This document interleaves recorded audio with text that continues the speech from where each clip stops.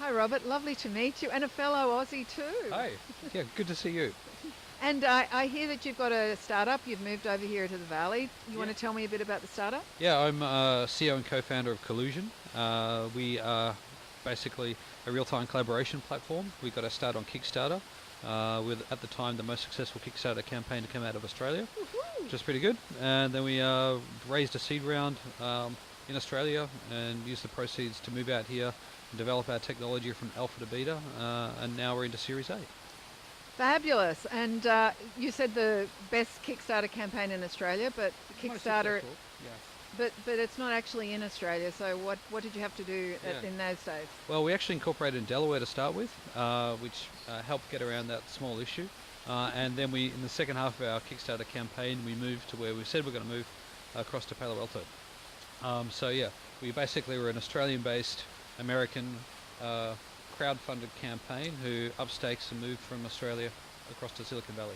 And I heard you say in the talk that it was one afternoon where you got most of the funding. Can you talk about that? Yeah, so we were quite successful on Kickstarter. We hit our target and then exceeded it by 50%. And from the people who backed us, who are mostly based in Sydney, we basically asked everyone along who was interested, who are a qualified or a sophisticated investor, to come chat to us about investment. We're expecting 5 or 10 people, and we had over 120 turn up. As a result, we had a very, very fast seed funding round that lasted about 90 minutes, and we raised $500,000. Sounds like a really good model, rather than battling with angels and VCs. Yep. And also, I wondered if you could give us some advice. I'm sure there's lots of my listeners that are thinking about doing Kickstarter campaigns. I know a lot of them approach us to do videos for them.